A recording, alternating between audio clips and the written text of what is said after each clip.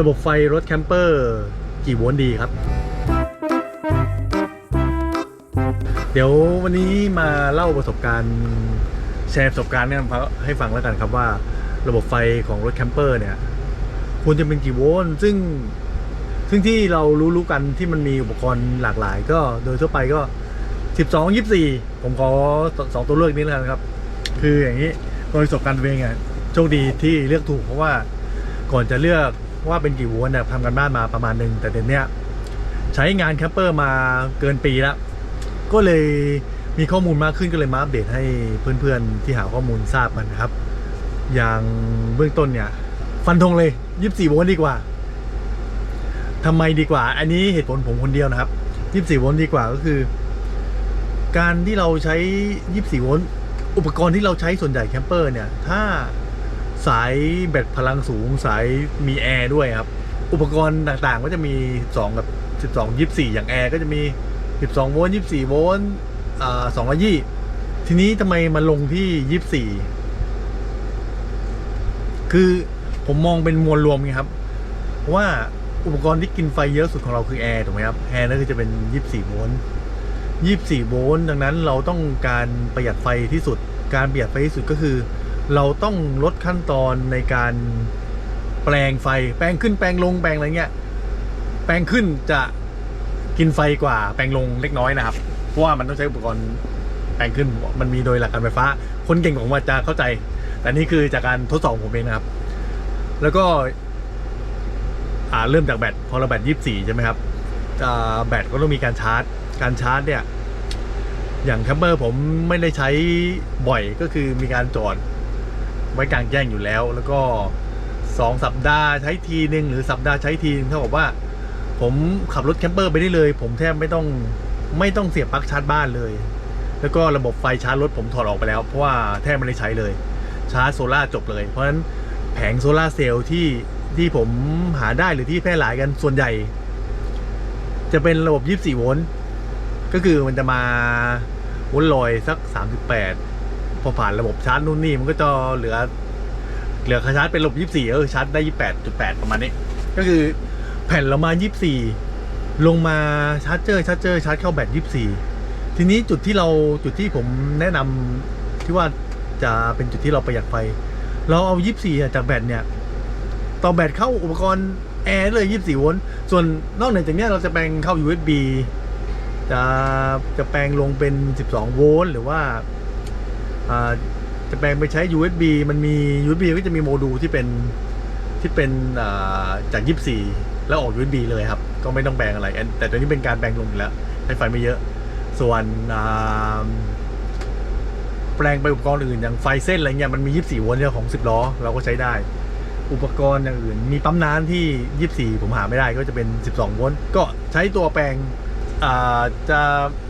ลาก24มาก่อนลากจากแบตมาครับพอก่อนเข้าปั๊มน้ำแล้วก็ผ่านสวิตช์ออนผ่านสวิตช์ออนออฟก่อนแล้วก็สวิตช์เนี่ยก็จะเข้าตัวแปลงลงก็จะไอ้ปั๊มน้ำแต่มันปั๊มน้ำเราเปิดแป๊บเดียวเพราะฉะนั้นมันแปลงลงมันก็เป็นไฟน้อยกว่าแล้วเพราะฉะนั้นอย่างพัดลมดูดอากาศเป่าอากาศกระจายลมในรถอะไรเงี้ยก็ใช้24โวลต์เดี๋ยวผมให้ดูแล้วกันตอนสมัยทำตู้บอกเลยว่าแอร์นี่ผมแอร์220นะครับตอนสมัยทำตู้ข้อมูลน้อยมากผมไม่รู้ว่ามีแอร์24คือตอนนั้นข้อมูลน้อยมากตอนนี้เป็นที่แพร่หลายนะครับคือถ้าใช้ตัวนี้ถ้าพังก็จะเปลี่ยนแอร์24ก็จะได้ลากไฟจากแบตขึ้นมาได้เลยไม่ต้องผ่านอินเวอร์เตอร์ตัวนี้แต่ยังก็ผ่านอินเวอร์เตอร์อยู่เพราะอินเวอร์เตอร์เนี่ยมันก็ต้องมีค่าจ้างก็คือมันต้องแปลง24แปลงขึ้นเป็น220มันก็ต้องกินไฟที่ตัวเองด้วยคือไฟที่จะจัดการระบบเนี่ยเพราะฉะนั้นมันก็จะกินไฟเพราะฉะนั้นถ้าเพื่อนๆเริ่มทำคิดว่าจะกี่โวลต์ก็ไป24เลยครับส่วนนอกนั้นก็รองรับหมดแล้วไอ้ตัวนี้ก็24ออก USB เลยง่ายตัวนี้พัดลมพ่นอากาศให้ทั่วแคมเปอร์ก็จะเป็น24เลยครับระบบ24โวลต์เลยมันมี12กับ24แต่ว่าเราเลือก24ได้เลยตรงเพราะฉะนั้นการแปลงไฟรถผมน้อยมากฝั่งไฟเส้นเนี่ยก็เป็น24โวลต์คือในรถเนี่ยจะแปลงขึ้นแปลงลงไว้มากครับก็จะแปลงแค่ตัวปั๊มเนี่ยที่ผมให้ดูปั๊มน้ำย้ายอยู่ตรงนี้นี่คือปั๊มน้ำ แล้วก็ตัวนี้ไฟก็จะผ่านสวิตช์ก่อนผ่านสวิตช์ผ่านฟิวอันนี้ตัวแปลง DC to DC 24 to 12ใช้ตัวเดียวเลี้ยงปั๊มแล้วก็ไปเลี้ยงปั๊มก็แค่นี้เลย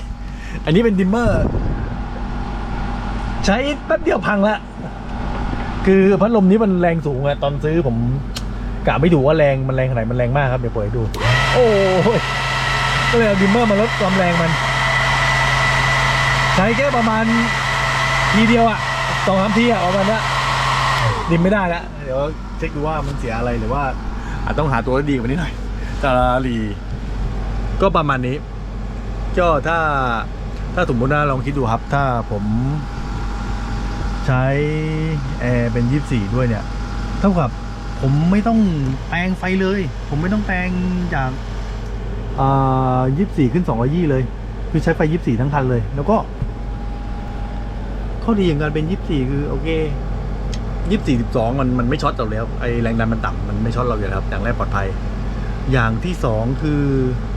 สายไฟสังเกตดูครับโดยสเปคเนี่ยผมซื้อเป็นชุดนอนนามานะแต่ว่าชุดนอนนาผมดูทุกเจ้าแล้วระบบ12กับ24เขาจะสายไฟเท่ากันดังนั้นถ้าเราใช้24สายไฟเราไม่ต้องใหญ่มากคือในสายไฟเท่ากันน่ะถ้ามันรองรับได้ครับระบบ24โวลต์จะความร้อนน้อยกว่าเพราะว่าโวลต์มันสูงหรือเอาแบบภาษาบ้านๆคือถ้าเราต้องการสายไฟที่พอดี12โวลต์แอมป์มันจะวิ่งสูงถ้าเราต้องการพลังงานไฟฟ้าเท่ากันนะครับเราต้องใช้สายใหญ่กว่าดังนั้นพอเราใช้24โวลต์สายเราไม่ได้เป็นต้องใหญ่ความร้อนในระบบก็น้อยความร้อนจากแบตหรือสายที่ต่อลงมาเข้าแบตออกจากอันนี้เป็นเทอร์มินอลนะครับมาแบตมาเข้าเทอร์มินอลทุกอย่างเลยมันไม่ต้องใหญ่เลยมันเหลือพอการใช้งานครับก็โดยรวมเราก็จะสูญเสียไฟน้อยจากการแปลงขึ้นแปลงลงประมาณนี้ก็สำหรับแคมเปอร์นะแคมเปอร์ผมไม่มีอะไรมากก็มีแอร์มีปั๊มน้ำมีพัดลมนิดหน่อยมีไฟก็มีพวกปลั๊ก USB แล้วก็ปลั๊ก220เอาไว้ใช้งานซึ่ง220เนี่ยใช้เวลาเปิดแอร์ถ้าเจอที่แคมเปอร์อากาศหนาวมากก็ไม่ใช้เลยครับแต่มากเอาไว้ชาร์จคอมพิวเตอร์ถ้าแฟนเอาคอมพิวเตอร์มาเผื่อแบบงานด่วนอะไรเงี้ยแต่โดยทั่วไปแทบไม่ใช้เลย220ใช้ USB จบเลยก็จะไม่กินไฟประหยัดไฟก็ประมาณนี้มาแชร์ประสบการณ์กันว่าระบบไฟแคมเปอร์ใช้12หรือ24ดีอันนี้ก็เป็นแนวทางผมคนเดียวนะครับแต่ถ้าเพื่อนๆก็รถใครรถมันก็ลองหาดูว่าเราชอบแบบไหนอีกอย่างหนึ่งจะเพิ่มเติมก็คือถ้าเป็นโซล่า24แล้วมาเข้าแบต24เราจะสูญเสียไฟน้อยมากเราใช้ชาร์จเจอร์ถูกๆนี้ได้เลยแต่มันก็แก้ได้ครับโอเคมันมีทางแก้หมดก็คืออย่างถ้าใครใช้12ก็ใช้โซล่า MPPT ก็ดีคือมันบูสต์ไฟแต่ในความจริงก็คือไฟมันเหลือมันก็เลยเอาไฟส่วนเหลือเนี่ยเติมเข้าไปให้เราไม่มีการสูญเสียไฟคือสูญเสียไฟน้อยกว่าแค่นั้นเองครับแต่ว่าถ้าเราใช้24อยู่แล้วอ่ะมันก็มาเต็มระบบมันไม่ต้องมีชดเชยอะไรตัวชาร์จเจอร์นี่ก็หลักร้อยเสียก็ซ่อมก็คือทุกอุปกรณ์จะถูกกว่าเราใช้วนตรงทุกอย่างง่ายครับไม่ต้องมีความรู้เชิงช่างไปมากแต่ถ้าใครจ้างอยู่แล้วก็ช่างเขาคิดให้เองครับก็นั้นก็ต้องตามใจช่างบางช่างเขาจะถนัดไม่เหมือนกันแต่ว่าถ้าอันนี้ผมกึ่งทำเองก็คือซื้อสำเร็จบ้างทำเองบ้างมันได้ความสนุกด้วยก็เป็นผมจะแนะนำ24ส่วนอันนี้สำหรับแคมเปอร์นะผมไม่มีชาร์จรถมีชาร์จโซล่ากับชาร์จบ้านอย่างเดียวส่วนถ้าเป็นใครที่ต้องการชาร์จรถด้วยชาร์จรถมา12แล้วต้องแปลงขึ้นเป็น24มันสูญเสียไหมมุมมองผมนะถ้ามีชาร์จรถมันสูญเสียแต่มันไม่เป็นไรเพราะว่าชาร์จรถเราใช้มันเราสตาร์ทมันสูญเสียตรงเนี้ยเราก็มันก็ไม่เป็นไรเพราะมันเป็นจุดที่เราปั่นคือสตาร์ทรถวิ่งตลอดอยู่แล้วมันไม่ได้อะไรมากครับแต่ถ้าเราเป็นโซล่าเซลล์เนี่ยถ้ามันสูญเสียมันเสียของเพราะโซล่าเราใช้แผ่นแต่อันนี้ของผมก็คือไม่ได้เสียบชาร์จบ้านเป็นปีแล้วแต่ว่าเวลาออกแคมป์ที่นอนคืนเดียวก็อยู่เลย กลับมาจอดเก็บรถจอดกลางแจ้งใช่ไหมก็จบออกแคมป์ก็ขับออกได้เลยเติมน้ำก็คือจบเลยแบตไม่ต้องสนใจเลยส่วนพวกไอไฟเนี่ยก็มาชาร์จในรถเอา ก็คือแทบไม่ต้องไม่ต้องชาร์จบ้านเลยโซล่าจบเลยครับแต่ว่านอนคืนเดียวเพราะว่าถ้าเปิดแอร์2 คืนไม่อยู่มันกลางคืนมันเปิดแอร์ได้สัก